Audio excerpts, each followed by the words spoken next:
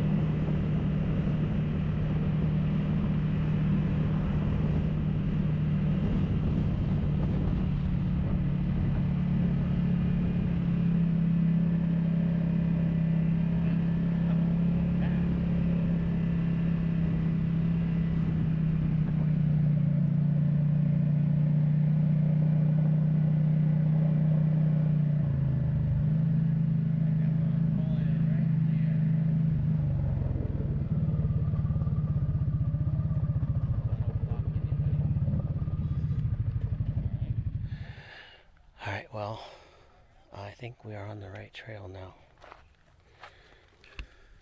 We're following those people. We figured out that that one went somewhere dead end.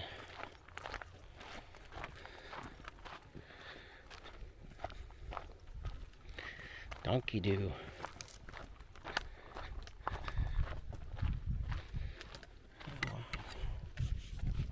They live here. We're just visiting. The donkeys, yeah. Yeah.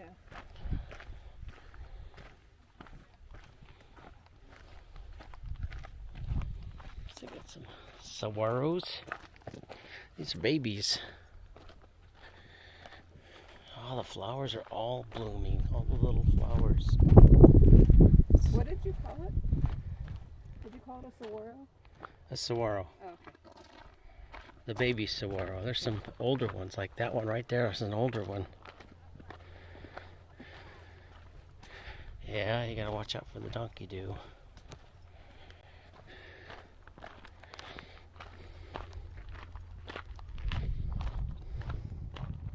And doggy do.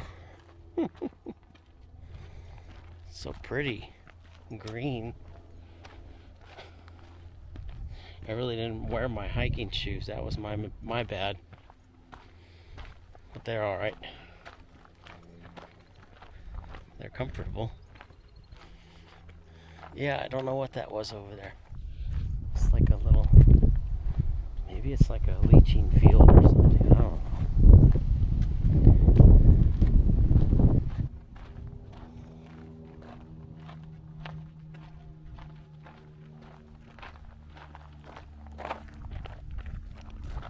That's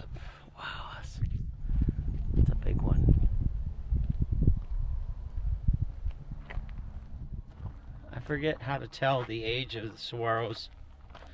I just know the more arms they have, the older they are.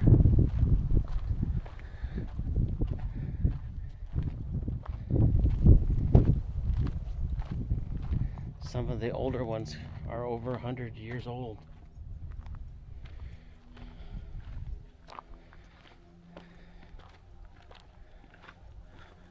All over the mountain over there.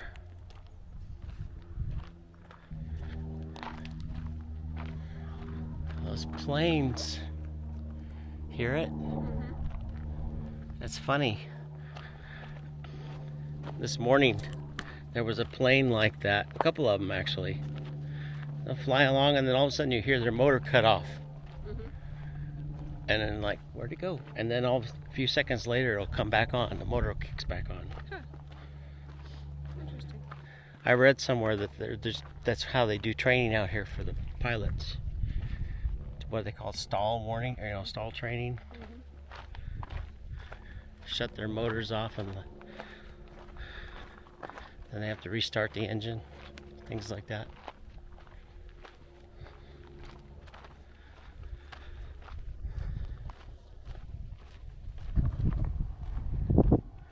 Baby saguaro.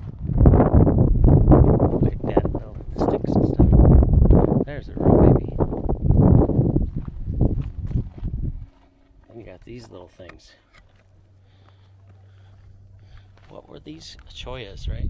Yeah, they look like the teddy bear choias, but I don't remember those blossoms. The teddy bears are the ones we see out at like white tanks. They have the puffs of all the thorns around them.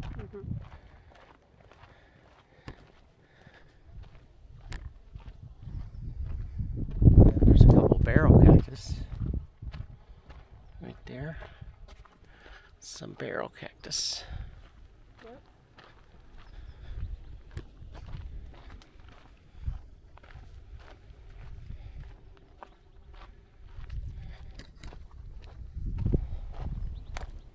Patch could have done this. Yep.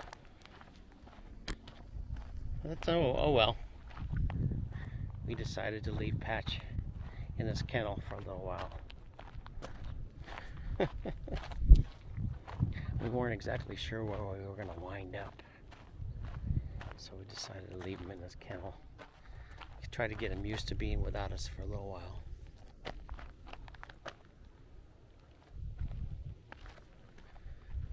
Oh, I see the canyon ahead. I think this is what they call Pipeline Canyon. Coming up, there's a canyon down there.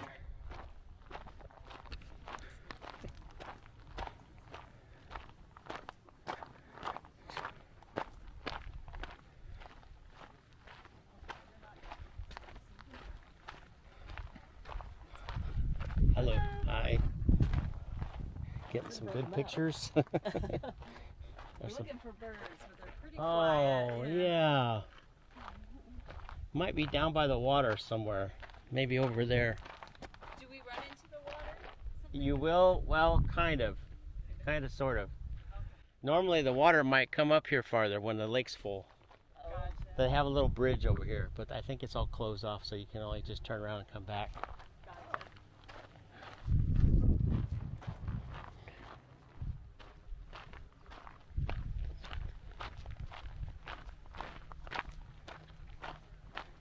Yep. This is Pipeline Canyon. Somewhere down here is like a little bridge that goes across. Look at that saguaro. On the ground. Oh, yeah. Oh, now I see. Let me get over here where I can get a better shot of it. Oh, yeah, I wonder what happened to that. I can't tell if I'm getting zoomed in. There we go. Yeah. And then look at the cave. Yeah, a little cave over there. And the I water think back sometimes the water comes all the way back up in here. there. I think it does, yeah. But it's, right now it's just not all the way up yet. Normally this trail, there's a little floating bridge you can go across up here, and then the trail continues up to the north end of the lake. I think altogether it's probably about 4.5, 5 miles one way. There's another parking area just north of here, so you can park up the north end and walk the Pipeline Canyon, walk up from the north to the south. There's the canyon. And you can see where the water's been up there. I think I see where the trail goes over there on the other side.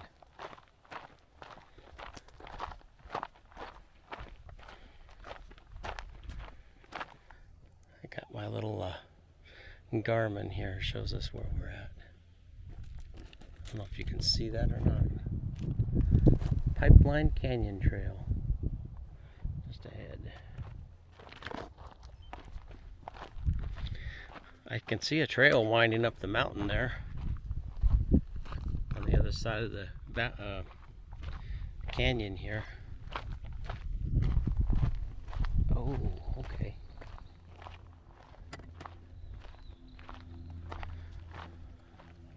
Oh, we got fishermen back in here. How funny.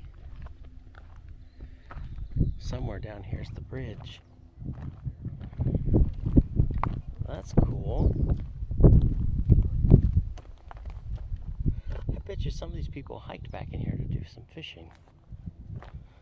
Because there were a lot of people. That's too bad. They've had this closed for a while. Every time we've been here, it's been closed. There's the lake.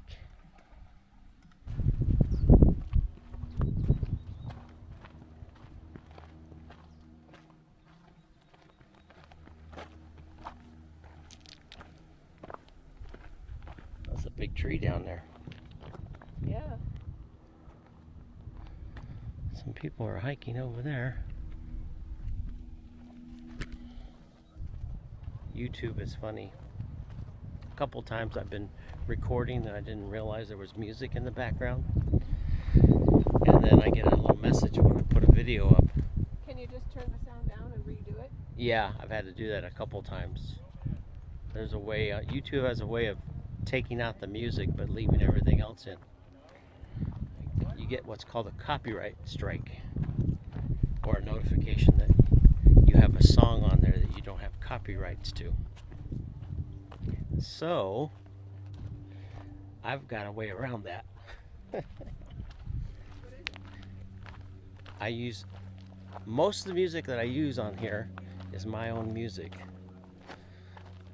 So if you hear any background music and stuff, once in a while I'll use what they call stock music from iMovie has stock music, but I don't use it all the time.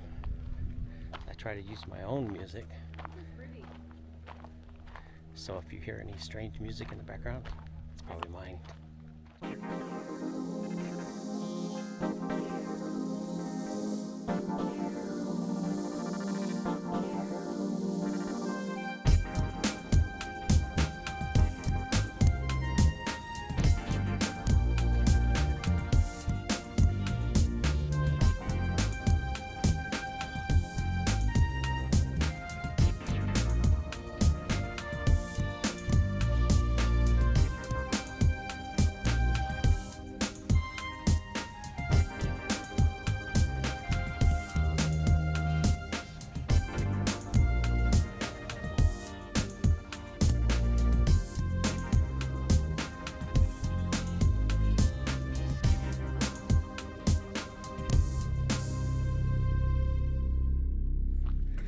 Some people fishing out here.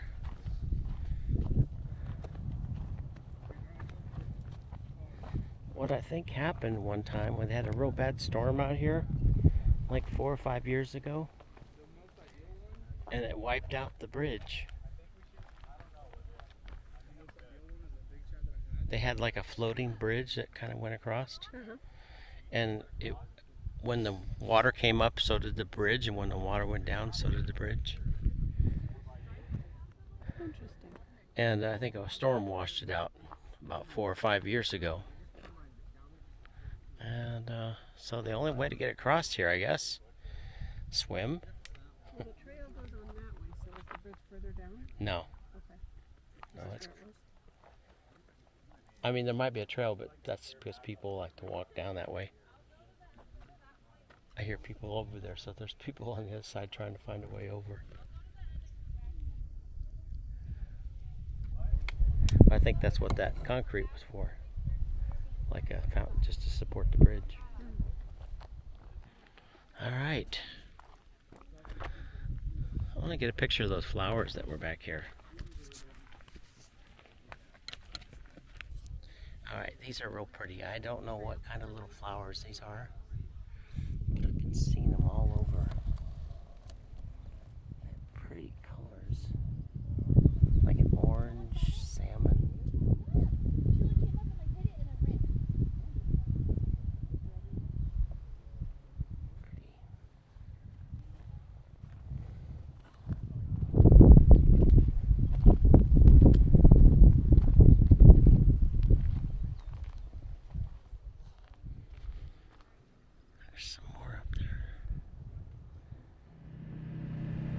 Well, it was time to start heading back to the motorhome, let Patch out of his kennel.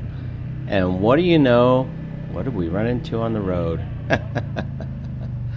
A donkey. Well, hello there. How are you today? Get out of the street, baby. Yeah, get out of the street. Watch for cars.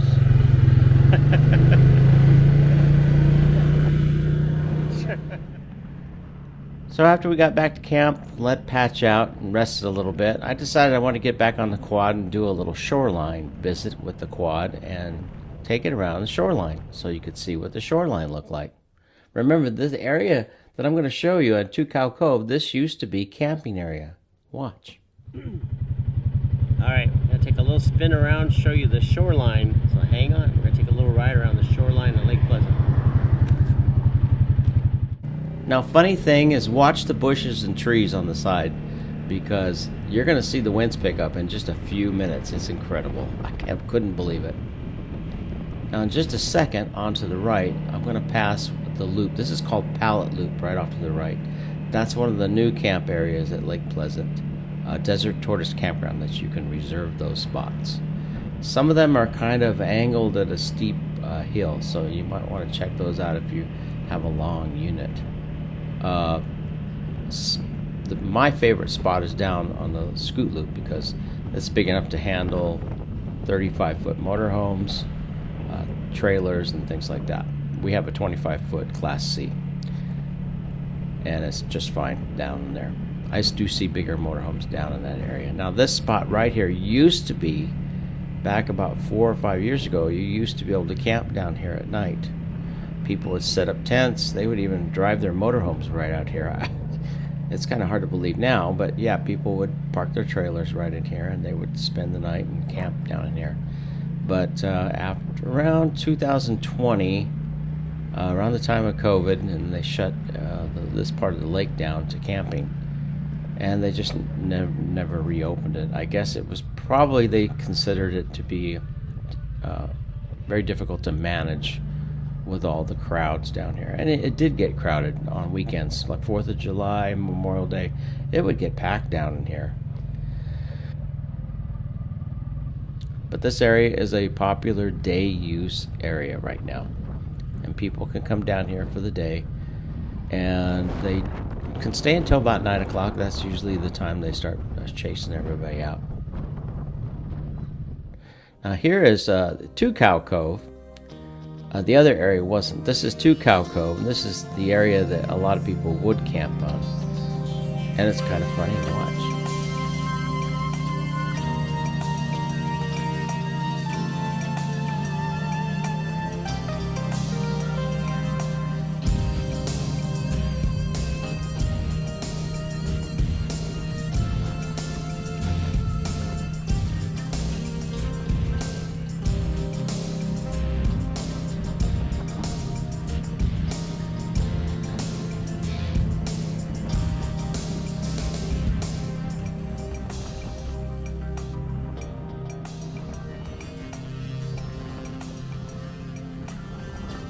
Now this area, Two Cow Cove area, can vary depending on the level of the lake. As you can see, some of those areas out there right now that look like islands, when the lake is lower, you can actually drive out to that, like that one off to the right. You can actually drive out there when the lake level drops, which will probably be like around Labor Day.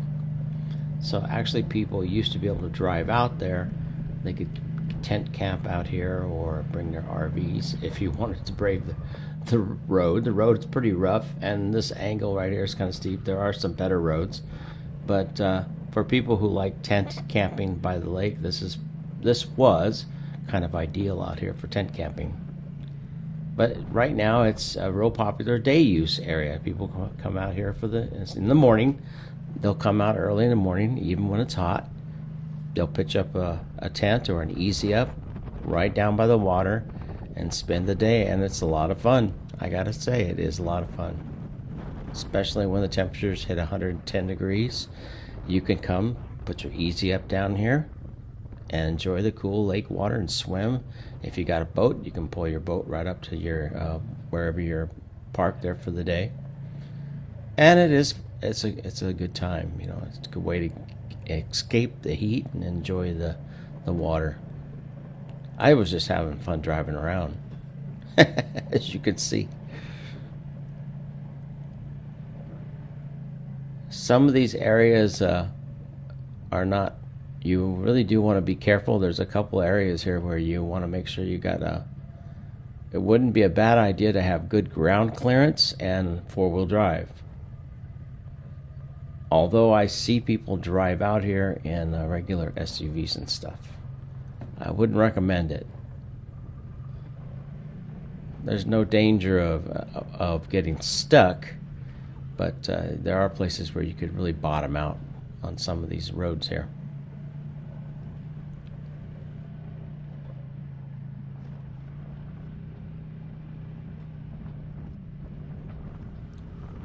And it was windy. Right about this time is when I started to notice the winds picking up. I was on the other side of the hill, but boy, when I get over to the other side of the hill, you'll see in just a second, I was doing a little recording here, and you can hear the sound of the wind, and I couldn't believe it. All these people, I felt bad for them down by the lake. My little flags whipping around there. It was really getting bad just within about 5-10 minutes.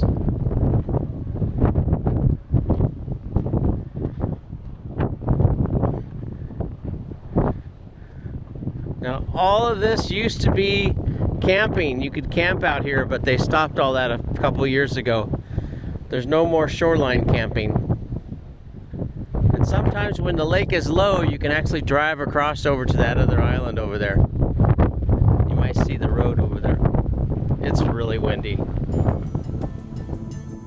Yep, I had more video of me talking, but the wind was so bad I just decided I'll scrap it.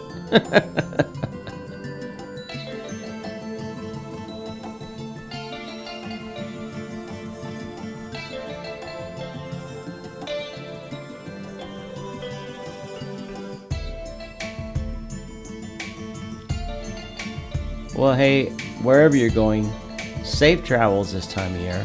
Have fun. Get out, but be safe. And if you liked and found this video helpful, please give it a thumbs up. Don't forget to subscribe and ring the bell. That way you'll be notified when I put out more videos like this one in the future. Take care, everybody. Have a great day. Bye-bye.